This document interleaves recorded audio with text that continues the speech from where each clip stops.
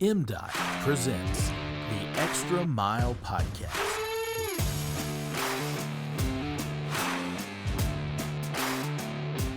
Welcome into another edition of the Extra Mile Podcast presented by the Mississippi Department of Transportation.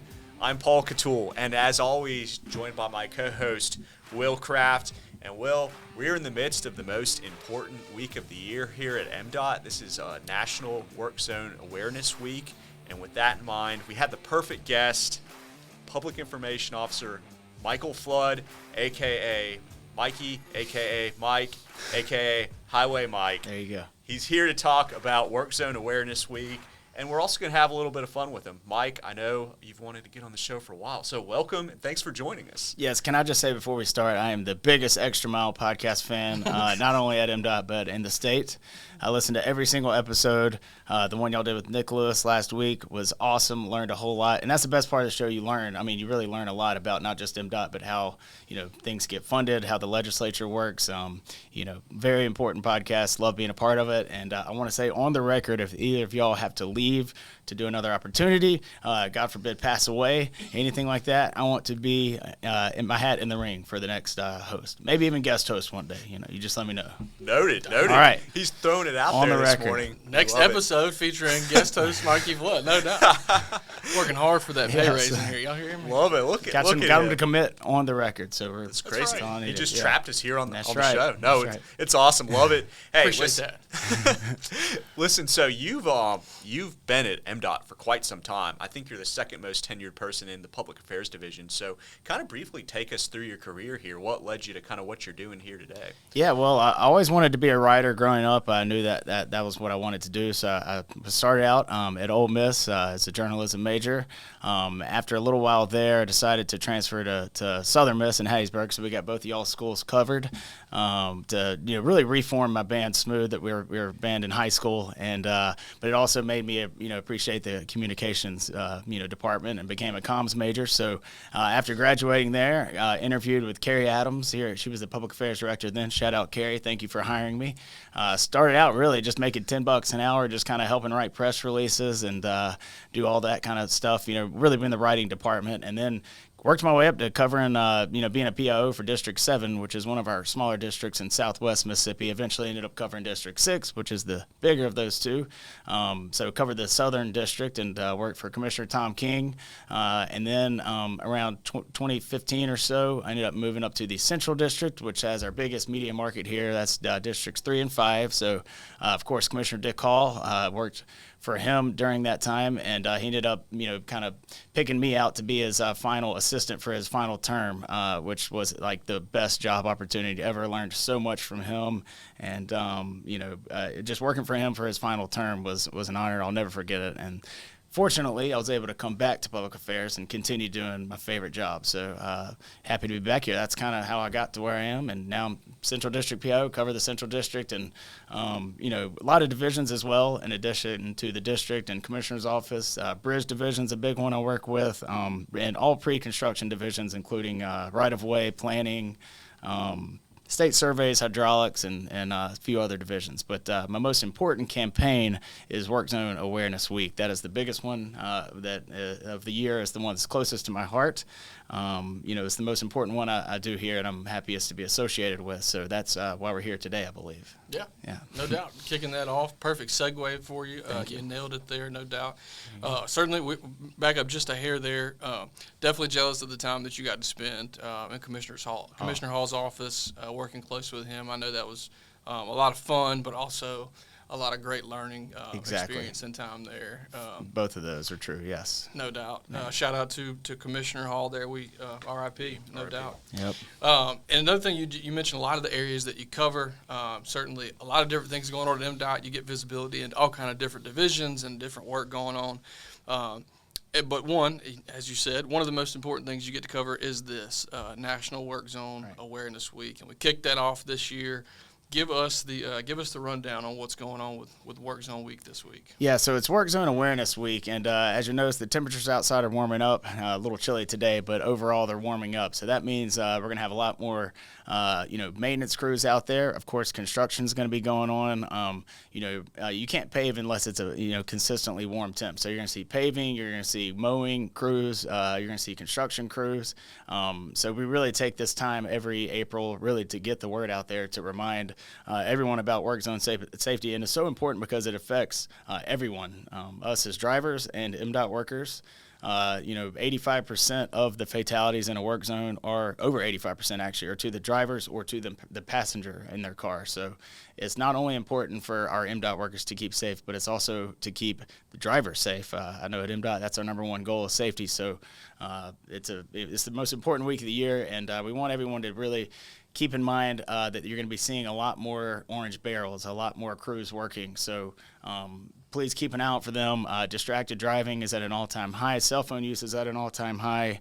And these frontline workers, we get to work with them a lot. Being a PIO, I get to hang out with them and talk to them and really cover what they do daily. And you really get to know them. So they are the hardest working frontline workers in the state. Not to mention when we have an ice storm come through, they're not sitting by the fire staying warm. When we have a hurricane come through, they're not hunkered down. They're out on these roads working to clear them and keep them safe. So we must work to keep them safe and ourselves safe, and that's why this week is so important. And thank you all for having me here to talk about it. Yeah, absolutely. And there's a lot going on, obviously.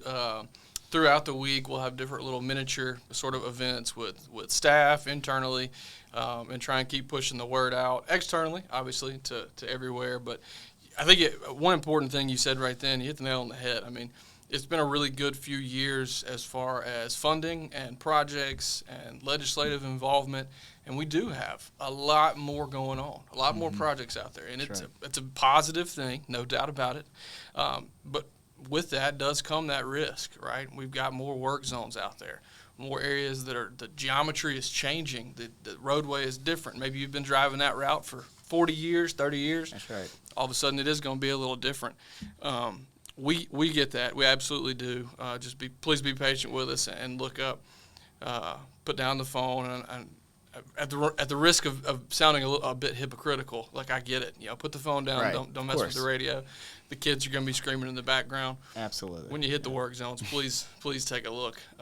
Something that sticks out to me, I guess, there's lots of jobs that when you sign up for it, when you go down that career path, that every day is essentially could be you putting your life on the line. And I think of military and like first responders, or like police force or firefighters or things like that. And I don't know that it really often gets thought about or included in that, but you think about our frontline folks that are out there. I mean, it is genuinely one of those careers that you're putting your life on the line every day. And it's sad to say, it doesn't seem like it should be that way. We're going to work on the highway. We're going to use heavy machinery, working on stuff. Nobody should be shooting at us or any type of danger like that necessarily. But what we know is those elements don't necessarily have to be there for it to be so dangerous. And, work zones, again, I don't know that it gets thought about necessarily as such a dangerous place to be. But we'll get into a little bit more of this here specifically with the video that Mike shot last week.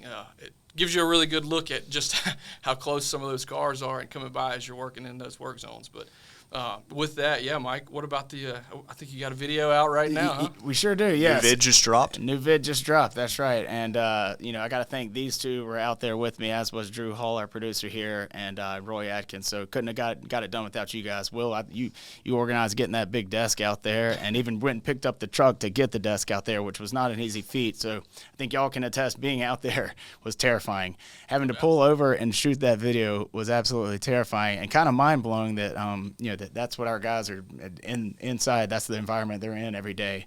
DeMarcus Jackson as well. Shout out to him. He helped. He was one of our frontline workers that was out there and was in the video with us. So it is, it's kind of a tongue-in-cheek video.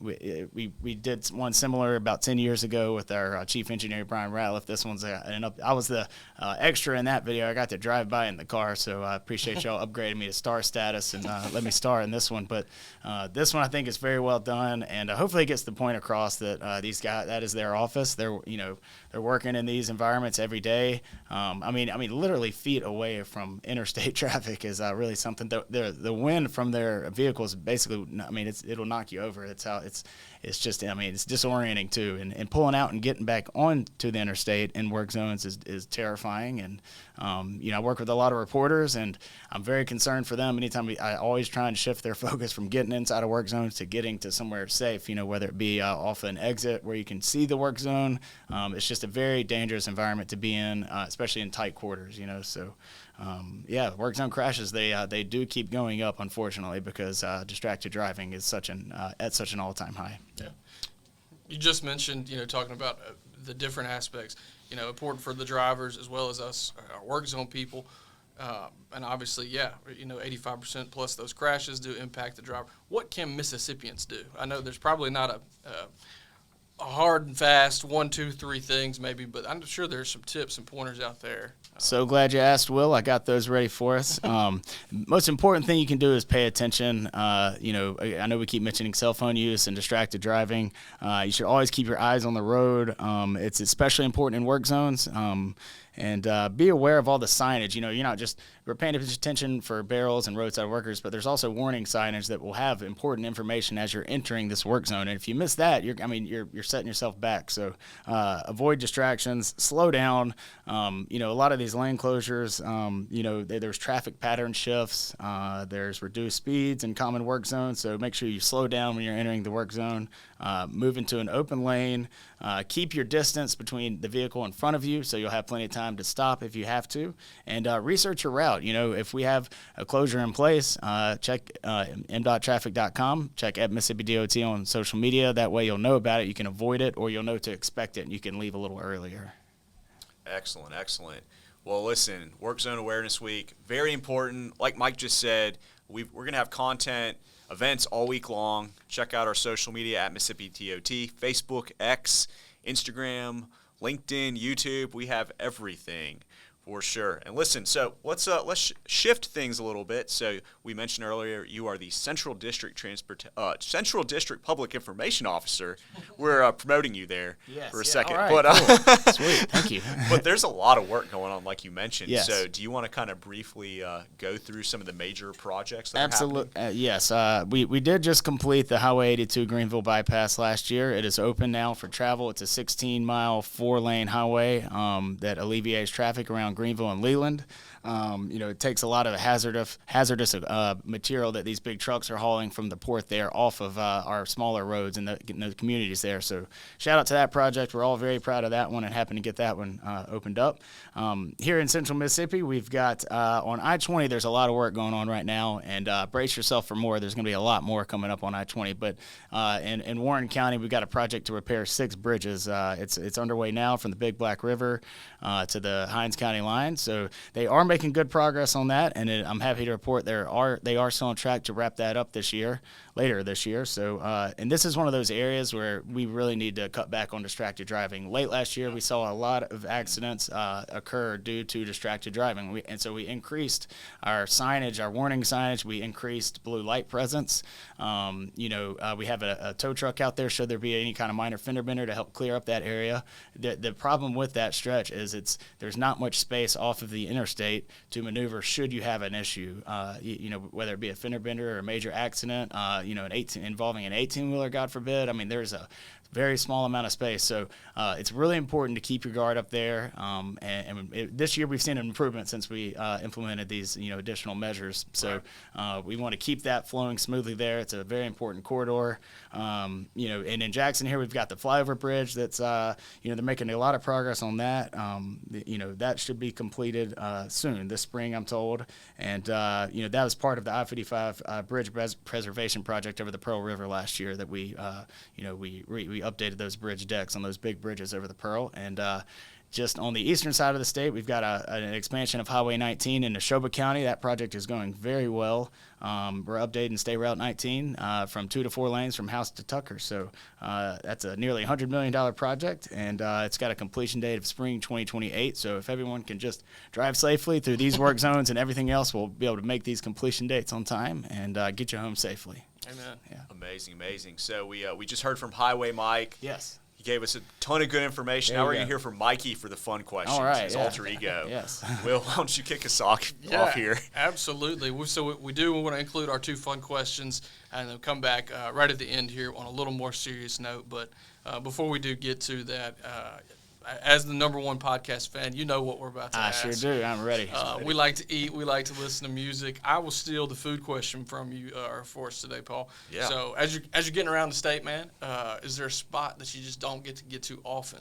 Anytime you're going to be in that neck of the woods, you're like, we're going here. Yes, I've been waiting for this question. I've wanted to come on here just to mention this place. It is probably the most low-key place you can find in the state. It's only open Friday and Saturday nights between 5 and 9 p.m., but it is the best food I've ever had, hands down. It's in Bolton, Mississippi, a little place called TCB Town Steakhouse. That's TCB Town Steakhouse. It is unbelievable. I've only been there one time, because of the hours and with having a baby now. But, yes, I highly recommend if you can get a sitter, make your way out there, whether you have kids or not. And it's amazing. If you're talking about, just a family night, bringing the family up, my go-to place I live in Jackson, so my go-to place is probably, I think I eat at Tuk Tuk Boom the most because they've got such a diverse range of food. I'm sure someone's mentioned that one already by now. But, and if you don't have the family, Foxtail and Madison is really good.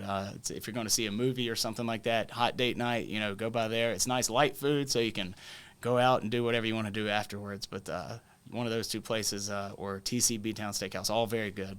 Yeah. Excellent. Yeah, I was ready for that one.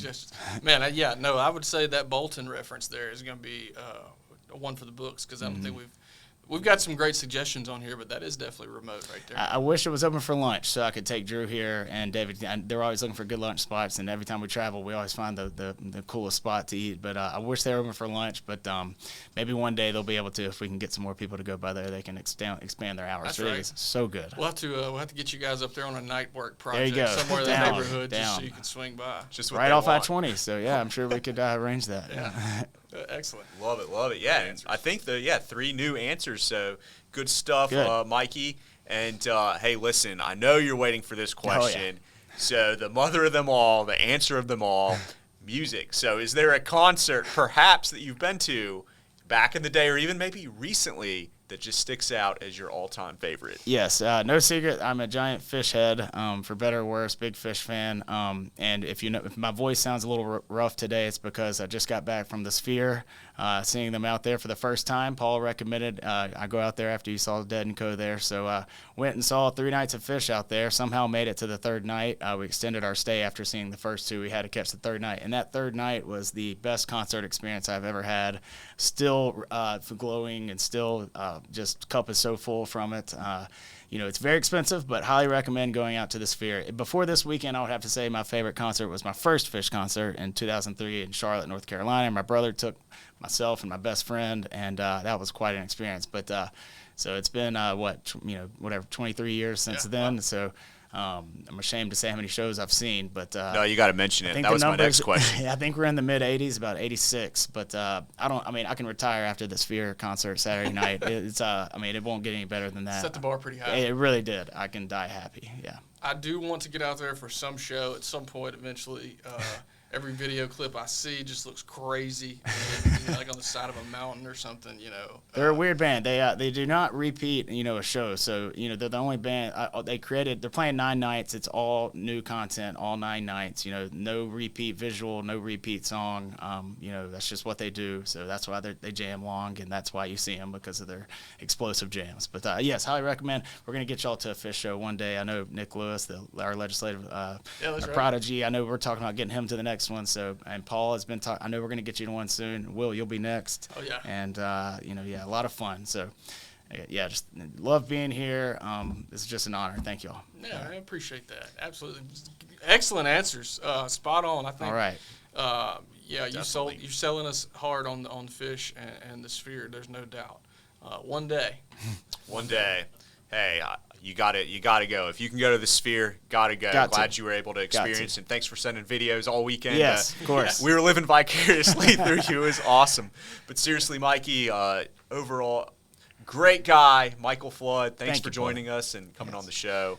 And we'll mention it. We are going to get a little bit serious at the end of the show. So, unfortunately, we do have another fallen worker to add to the memorial, which is taking place on Tuesday, the day that this goes out. So we're going to dedicate today's episode to maintenance tech Johnny C. Adams. He passed away last week, I believe on Thursday, in North Mississippi due to complications from a work accident. He is the 50th name that's been added to the memorial since 1951. He will not be forgotten, but for real, pay attention, slow down in work zones. We don't need to add any more names to this memorial. Amen. For sure. And with that, we'll wrap things up. Thank you to our listeners, our viewers for tuning in to the Extra Mile podcast. You can watch and listen to episodes by visiting gomdot.com/the extra mile. Follow us on social media at Mississippi DOT is the handle. We want to thank our editor and producer, Drew Hall, for holding things down behind the scenes. And remember to drive smart out there on Mississippi highways.